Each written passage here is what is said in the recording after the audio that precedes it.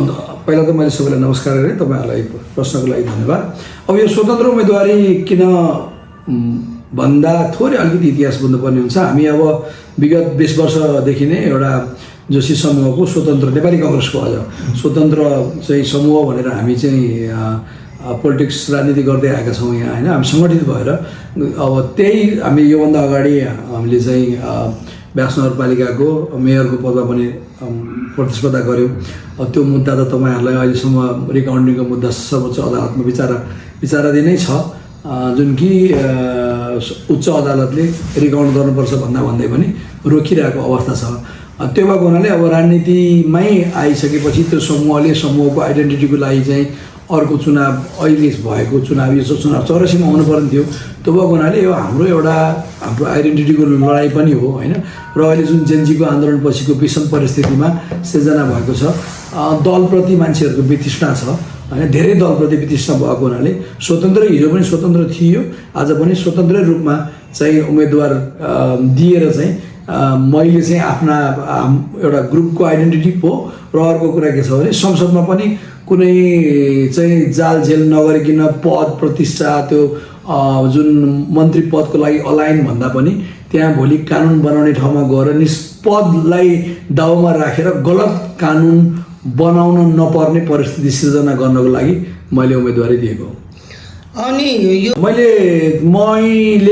मलाई नै भन्ने होइन, पहिला को उम्मेदवारहरू उठ्नु भएको छ, उनीहरूको एजेन्डा के हो, उनीहरूको जीवनशैली कस्तो छ, उनीहरूको एजुकेसन कस्तो छ, सबै चिजहरू एउटा मात्रै पार्टीको आइडियोलोजी त तपाईँले राजनीति गर्दाखेरि तपाईँले एक्सट्रिम लेफ्टबाट एक्सट्रिम राइटसम्मको एउटा कुनै एउटा बिन्दु, चाहे त्यो प्रोग्रेसिभ होस्, चाहे त्यो लिबरल होस्, चाहे त्यो अलिकति थोरै राइट लिनियन हो, त्यसमा गर्नुहुन्छ होइन। तर अब मैले चाहिँ के छ भन्दाखेरि मसँग अहिले भन्दै गर्छ, मसँग म पढिलेखेको पनि मान्छे हो, मसँग 2टा मास्टर्स डिग्री छ। यसको अर्थ यो होइन कि मास्टर डिग्री गरेकोले मात्रै केही गर्छ, अथवा म विदेशमा पढेको हुनाले अथवा म विदेशमा 16-17 वर्ष बसेर मैले ग्रिन कार्ड छोडेर नेपालमा आएको हुनाले म क्वालिफाइड छु भने होइन।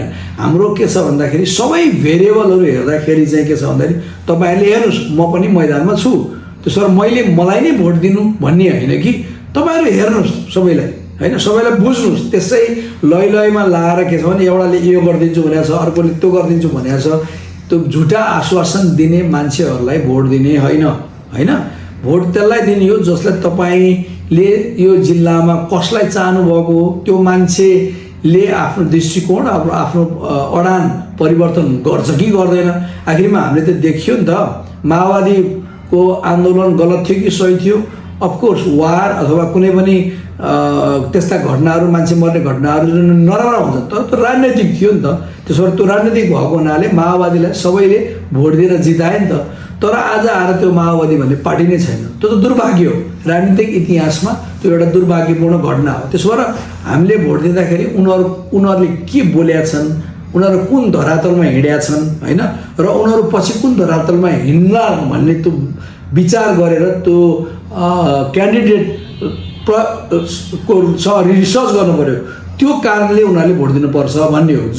यो होइन कि मैले यो गरिदिन्छु त्यो गरिदिन्छु, क्षणिक पपुलिस्ट एजेन्डा पोख्नेहरूलाई चाहिँ भोट दिनु हुन्न भन्ने मान्यता हो। त्यसो भएर मैले होइन म चाहिँ सबै चिज गरिदिन्छु होइन, मैले गर्ने के, म चाहिँ एउटा कुनै पनि राज्य सत्तामा 3टा भागहरू हुन्छन्, लेजिस्लेटिभ बडी हुन्छ, एक्जिक्युटिभ हुन्छ, जुडिसियरी हुन्छ।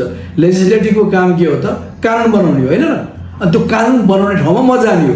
मेरो विज्ञता के हो, म टेलिकम्युनिकेसन इन्जिनियर हो, म एउटा शिक्षा क्षेत्रमा पनि काम गरेको मान्छे हो भनेपछि म त्यत्रो 16-17 वर्ष अमेरिका जस्तो देशमा टेलिकम्युनिकेसन काम गरेँ, यहाँ आएर पनि मैले काम गरेँ, यहाँ आएर शिक्षा क्षेत्रमा काम गरेँ भनेपछि आइटी अथवा शिक्षामा कस्ता कानुन बनाउनुपर्छ होइन, त्यसले हाम्रो जुन सामुदायिक विद्यालयलाई के गर्न सकिन्छ भन्ने कुरामा त दक्षता त मेरो होला नि त।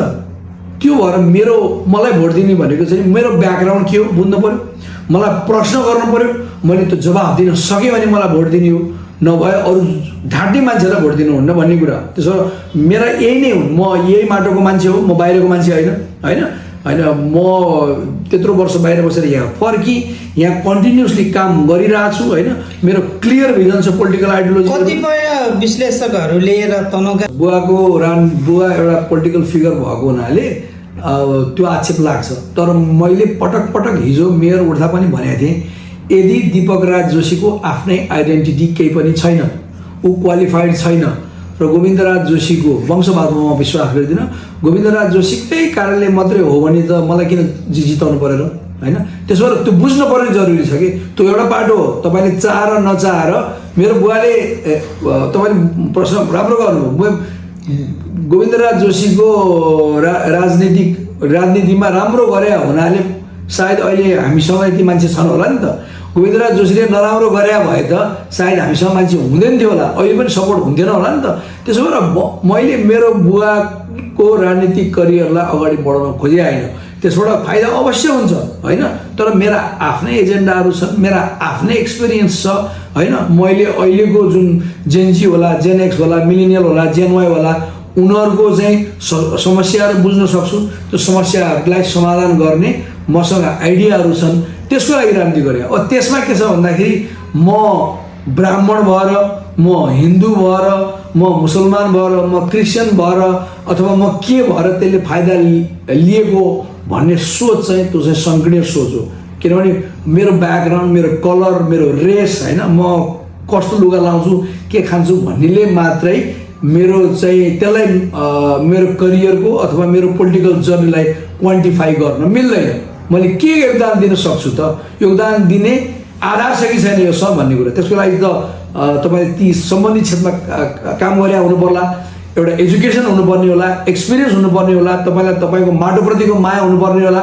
माटोप्रतिको माया भएर म फर्केर आएँ होला त्यसका धेरै भेरिएबल छन् ती भेरिएबल मध्येको एउटा भेरिएबल अफकोर्स गोविन्दराज जोशीको छोरा पनि हुँ तर त्यति मात्रै होइन भन्न चाहन्छु अन्तिममा तपाईँ के हो भने अहिले जुन परिस्थिति नेपालमा सृजना भएको छ मैले यसरी यो भनेर नि गाली गर्दिनँ आज नेपाली कङ्ग्रेस अथवा एमाले अथवा कुनै पनि पार्टीहरूले सबै बिगारे भन्न म चाहन्न होइन नराम्रो गरे हुन् तर सबै नराम्रो हो त अर्कालाई सबै दोष दिन मिल्छ त होइन अगाडिका सबै चिज खराब अब आउने मात्रै राम्रो भन्न मिल्दैन कोही खराब हुन्छन् कोही पहिलाका सही चिजहरूलाई त्यसलाई आत्मसात गरेर अगाडि बढ्ने होइन आखिरमा डेमोक्रेसीमा के हुन्छ भन्दाखेरि तपाईँलाई मन नपरेको मान्छेलाई भोट आउट गर्ने हो होइन भोट आउट गर्ने हो चुनावमा उठ्छन् चुनावमा उठेर हराउने हो त्यो भनेर मैले कसैलाई ब्लेम लाउने होइन सबै क्यान्डिडेटहरू सबै पार्टीहरू चाहिँ के छ भन्दाखेरि यो समाज समृद्धिकै लागि राजनीति गरे होला नि होइन समाजलाई बिगार्छु देशलाई बेच्छु भनेर राजनीति गरे त होइन होला त्यसो भएर अहिलेको परिस्थितिमा के छ भन्दाखेरि अलिकति स्वतन्त्र अभियान बढी मान्छेको पार्टीप्रतिको वितृष्णा भएको हुनाले अहिले हामी जस्तो स्वतन्त्र उम्मेदवार जो चाहिँ आसक्ति छैन हामीसँग हामीलाई पदको लोभ छैन नि त भोलि त मन्त्री पाइस् भने तँलाई यो गरिदिन्छौ अथवा तँलाई यो पद दिन्छु भनेर जुन एउटा पदको बाँडफाँड गर्छन् त्यो आसक्तिबाट चाहिँ स्वतन्त्र उम्मेदवारहरू टाढा हुन्छन् त्यसो भएर उनीहरूको भित्र जे छ उनीहरूले त्यही विचारलाई अगाडि बढाउन सक्छन् र त्यस्तो क्यान्डिडेटलाई चान्स दिनुपर्छ एकचोटि भन्ने चाहिँ मेरो सन्देश हो होइन त्यसो भएर यो पार्टीले सिस्टम हुनुपर्छ भन्ने मेरो होइन तर उनीहरूलाई एकचोटि थ्रेट गर्नुपर्छ हामीले होइन तपाईँको घरमै तपाईँको बच्चाहरूले राम्रो गर्नुभयो भने पुरस्कार दिनुहुन्छ चक्लेट दिनुहुन्छ नराम्रो गऱ्यो भने गाली गर्नुहुन्छ होइन यो चाहिँ के हो भने हामीले चाहिँ यी जुन परम्परावादी शक्ति छन् यिनीहरूले आफ्नो ट्र्याक बिगारे सत्ताको लागि जहिले पनि कम्प्रोमाइज गरे यिनीहरूलाई के छ भन्दाखेरि एकचोटि चाहिँ थ्रेट दिनुपर्छ भनेर चाहिँ मैले उम्मेदवारी दर्ता गरेँ नेपाली काङ्ग्रेस भन्ने पार्टी मात्रै होइन अब त्यसलाई पार्टी मात्रै लिनु एउटा डेमोक्रेटिक फोर्स हो त्यो डेमोक्रेटिक फोर्समा तपाईँ पनि नेपाली काङ्ग्रेस हो केही हो कति प्रतिशत भन्ने मात्रै होला नि त तपाईँ कुनै पनि पार्टीले लिएको आइडियोलोजीका केही भाग त 100वटा चिजहरू छन् भने त्यसमा त 10-15वटा पार्ट त म पनि होला तपाईँ नै हुनुहुन्छ कि हामीले के गर्यौँ भन्दाखेरि कि कोही काङ्ग्रेस हुन्छ यो जात जस्तो भयो कि फलाना जात ढिस्काना जात जस्तो त्यो होइन नि त नेपाली काङ्ग्रेस डेमोक्रेटिक पार्टी हो मल्टी पार्टी डेमोक्रेसीमा विश्वास गर्छ उसले चाहिँ नेपालको प्रजातान्त्रिक चाहिँ लडाइँ गरेको छ तर त्यहाँभित्र पनि अन्तर्द्वन्द छ र हाम्रो स्पेसली हाम्रो तनहुमा जोशी समूह पनि नेपाली कङ्ग्रेसकै एउटा छुट्टै ग्रुप हो उसले के गर्छ भने पार्टीले जे चिज गर्न पर्थ्यो त्यो गरेन जुन ट्र्याकमा हिँड्न पर्थ्यो त्यो ट्र्याकमा हिँडेन होइन प्रिपोल अलायन्स माओवादीसँग गर्यो होइन, गर्नुहुन्थ्यो कि हुन्थेन, त्यो पार्टी नै छैन अहिले होइन। त्यो दुर्भाग्य हो। त्यो पार्टी म माओवादीको आइडियोलोजी म अनुसरण गर्दिनँ, तर माओवादी भन्ने पार्टी एक्जिस्ट गर्नुपर्छ भन्ने मान्यता भएको मान्छे हो, किनभने त्यो पार्टीले त एउटा ठुलो जन आन्दोलन गरेको हो नि। त्यसो भएर हामी चाहिँ के छ भन्दाखेरि हाम्रा साथीहरू के छ भने हामी नेपाली काङ्ग्रेस नै हौँ। नेपाली काङ्ग्रेस चाहिँ सिद्धान्तमा विचलन भएको हुनाले उनीहरूलाई के छ त सही ट्र्याकमा ल्याउँदा हामी अलिकति बाहिर बसेर चाहिँ उनीहरूलाई झकझक्याउनु पर्छ भनेर त्यो खडा भएको त्यो ग्रुप हो। उनीहरू नेपाली काङ्ग्रेसमै आस्था राख्छन्। त्यसो भएर अब गगन थापाले अब किन लिएर कुरा भएको थियो, तर के भने हामी विगत 20 वर्षदेखि तपाईँलाई थाहा छ तनहुँमा हामी सङ्घर्ष गरिरहेछौँ होइन। किन लिएन भन्दाखेरि उनीहरूले अप्रोच गरेनन् होइन। अप्रोच त अब राजनीतिमा थोरै गिभ एन्ड टेक त हुन्छ, किन जाने भन्ने कुरा पनि उनीहरूले तपाईँहरू आउनु पऱ्यो भन्नुपर्ने होला, के हो के गर्ने भनेको एउटा चाहिँ खाका कोर्न पर्ने होला। त्यो काका चाहिँ उनीहरूले कोर्न असफल भए। बरु एमाले अथवा अरू पार्टीहरूले अप्रोच गरे होइन, तर नेपाली दुर्भाग्य हाम्रा मान्छेहरू ती नेपाली काङ्ग्रेसमै भएका बाहिर बसेका मान्छेहरूलाई चाहिँ नेपाली काङ्ग्रेसले अप्रोच गर्न नसकेको अवस्था हो। अनि त्यो भएको कुरा हामी के छ भने नेपाली काङ्ग्रेसमा जो विकृति छ त्यो विकृतिको अन्त्य हुनुपर्छ भन्ने। गगन थापाले विशेष महाधिवेशनमा गरेको पनि त्यही हो, राइट टाइममा भयो कि भएन भन्ने फरक पार्ट हो होइन। नेपाली काङ्ग्रेसमा अथवा नेपाल एमालेमा सबै पार्टीमा नयाँ मान्छे, नयाँ भनेको जो एक्सपिरियन्स पनि हुनु पऱ्यो, स्वार्थ नभएका मान्छेहरू र उनीहरूको आफ्नो एक्सपिरियन्स एक्सपर्टिजको आधारमा पार्टीमा जानु पऱ्यो भनेको लडाइँ हो होइन। ती सबै चाहे त्यो नेपाली काङ्ग्रेस मात्रै होइन, त्यो भयो भने भोलि कम्युनिस्ट पार्टीबाट पनि होइन, के अरे एमालेबाट गर्न सकिएला, स्वतन्त्र पार्टीबाट गर्न सकिन्छ।